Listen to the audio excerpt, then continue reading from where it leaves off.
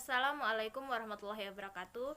Jadi di video kali ini saya akan menjelaskan hasil resume dari International Conference on Science in Information Technology, yang mana ini dibuat untuk memenuhi kebutuhan tugas mata kuliah organisasi komputer. Jadi langsung saja ke penjelasan resumenya.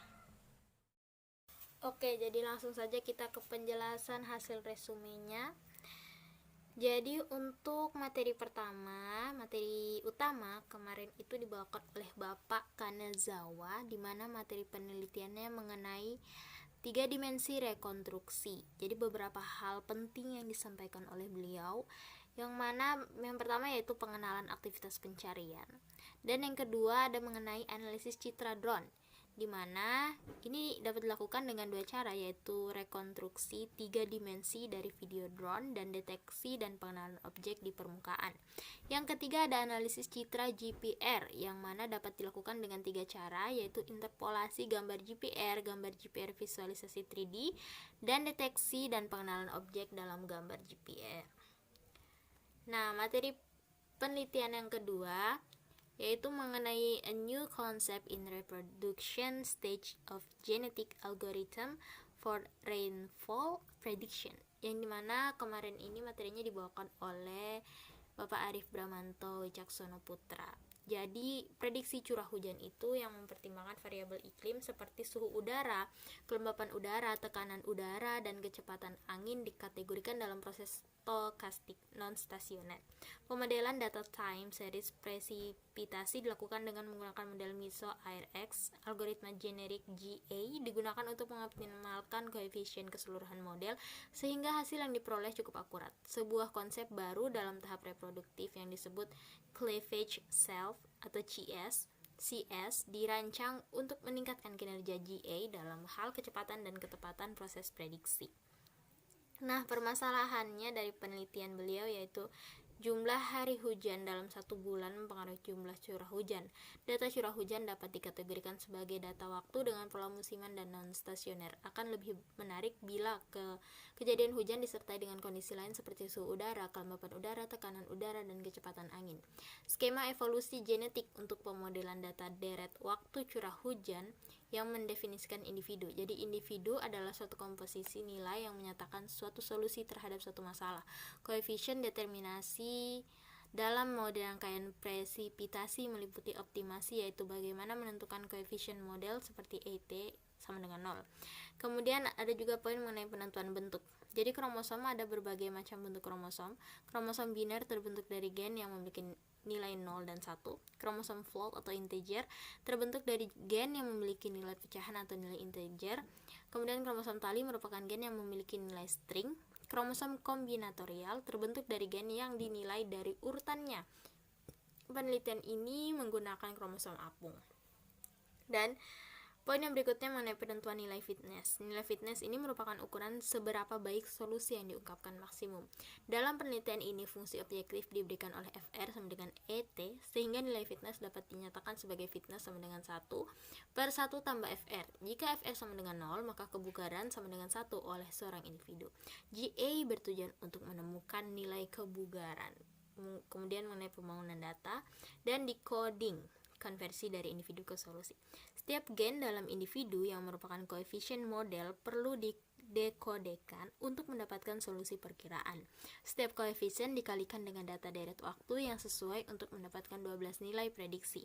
Strategi pembangkitan populasi awal yang diperlukan untuk memilih sejumlah N individu yang akan ditetapkan sebagai generasi 1. Jumlah minimum individu dalam populasi awal tidak boleh kurang dari 2N.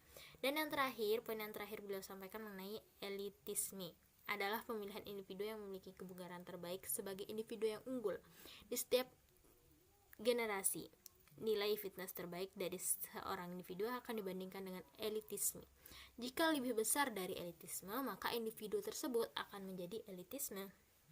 Kemudian materi berikutnya, penelitian ini dibawakan oleh Marde Fasmaul Aza, Ibu Marde Fasmaul Aza, dan ada juga Ibu Sintamikus Nul Hidayati. Jadi penelitian ini dari beliau. Jadi materinya mengenai performance study of facial expression recognition using convolutional neural network.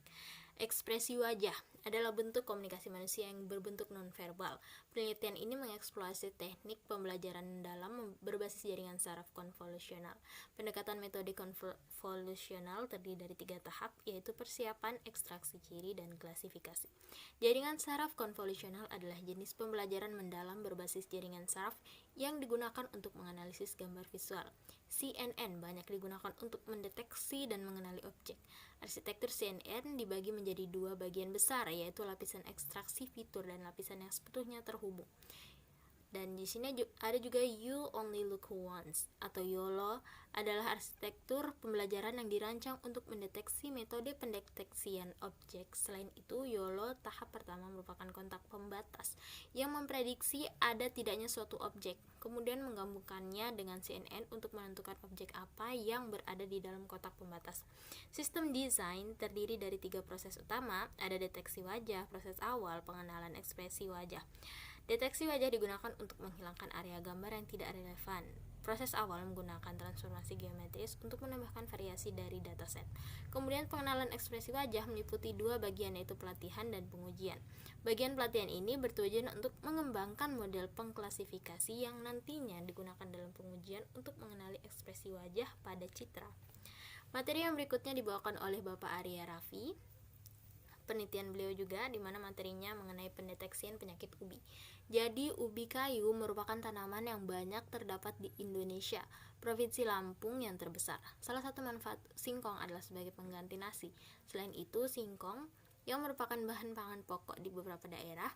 Oleh karena itu, deteksi dini dan identifikasi areal panen di Indonesia yang terdapat penyakit tanaman menjadi faktor utama untuk mencegah dan mengurangi penyebaran penyakit tanaman ubi kayu. Implementasi metode convolutional neural network untuk klasifikasi penyakit pada daun singkong di Indonesia dilakukan dengan menggunakan paket TensorFlow di Google Colabs. Nah, penerapan deep learning dengan metode convolutional neural network mampu mengklasifikasikan citra penyakit pada daun singkong dengan baik. Hasil klasifikasi pada data pengujian berupa gambar penyakit daun singkong untuk pengujian model yang terbentuk dan menunjukkan bahwa 8 dari 10 citra dapat diklasifikasikan dengan benar. Materi penelitian berikutnya ada dari Bapak Arna Fariza, di mana materinya yaitu mengenai segmentasi gigi otomatis dan latar belakang rongsen gigi menggunakan jaringan konvolusi U-Net. Segmentasi U-Net cepat dan menghasilkan tepi citra yang halus. Segmentasi U-Net memerlukan kebenaran dasar yang cukup yang membutuhkan waktu relatif lama untuk menetapkan dan memvalidasi kebenaran dasar. Akurasi rata-rata dari akurasi segmentasi jaringan konvolusional U-Net yang diusulkan mencapai hasil yang sangat baik sebesar 97,61%. Kemudian materi berikutnya ada penelitian dari Bapak Gede Indrawan, di mana penelitiannya dan kawan-kawannya, di mana materi penelitiannya itu mengenai penanganan line breaking pada aksara Latin Bali, aplikasi web transliterasi sebagai bagian dari bahasa Bali di mana-mana belajar. Jadi metodenya yaitu ada analisis penanganan pemutusan baris pada transliterasi aksara Latin ke Bali. Ini dilakukan pada aplikasi web Hanacaraka yang dikembangkan sebagai produk teknologi Universitas Pendidikan Ganesha, Bali, Indonesia. Hanacaraka pada dasarnya menerima input dan output teks Latin aksara Bali berdasarkan font tree Bali Simbar.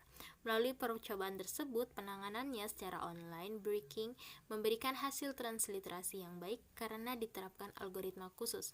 Dan kesimpulan dari materi yang dibawakan oleh beliau yaitu pemecahan baris pada transliterasi aksara Latin ke aksara Bali didasarkan pada 2 aturan umum dan dapat ditangani oleh teknologi web melalui algoritma khusus. Terdiri dari 13 tahap diterapkan pada aplikasi web. Kajian penanganan line breaking ini menambah perspektif tertentu dan memperkuat pengetahuan transliterasi sebagai bagian dari pembelajaran bahasa Bali di mana-mana yang mendukung pendidikan bahasa Bali yang merupakan bagian dari upaya pelestarian budaya Bali. Materi yang berikutnya yaitu materi penelitian dari Bapak Inyoman Prayana Trisna dan kawan-kawannya, yaitu dimana materi penelitiannya mengenai memanfaatkan fitur morfologi untuk penandaan part of speech bahasa Indonesia di bidirectional LSTM. Penelitian mereka mengusulkan untuk memanfaatkan struktur morfologi kata-kata dalam bahasa Indonesia untuk meningkatkan kinerja POS Tager. Hasil penelitian ini menunjukkan bahwa pemanfaatan fitur morfologi sebagai penambahan vektor input embedding kata memberikan hasil yang lebih baik dibandingkan dengan word embedding saja, di mana like stammer memberikan hasil yang lebih baik daripada imbuhan karakter tetap.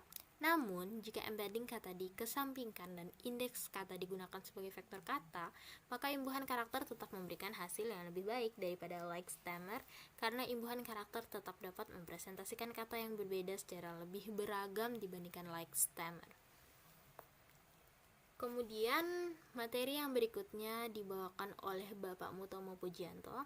Sepertinya ini materi terakhir, mengenai distribusi kamus berdasarkan jumlah karakter untuk optimasi pemeriksa ejaan jarak Damerau-Levenstein. Jadi latar belakang penelitiannya yaitu kesalahan pengetikan yang terjadi berkali-kali.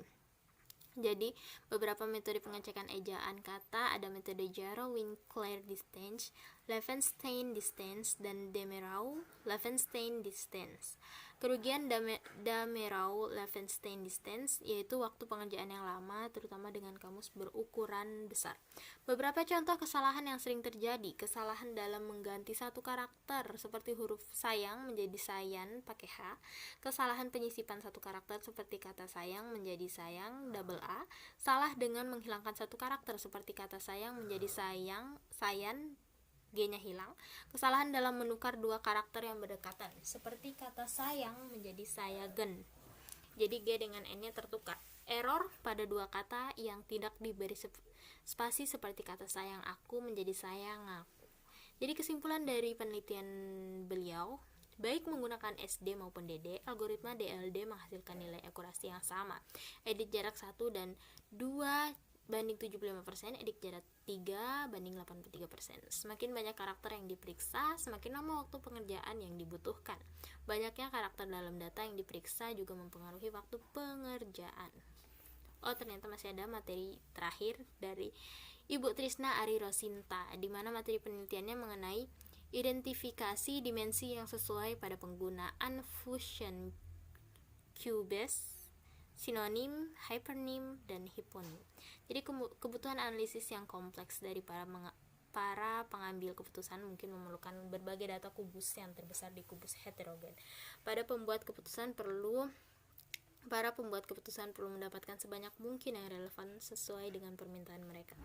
Jadi kesimpulan dari penelitian yang beliau bawakan yaitu metode yang diusulkan yaitu identifikasi dimensi yang sesuai menggunakan sinonim, hypernym, dan hiponim dapat meningkatkan pencarian kubus yang relevan.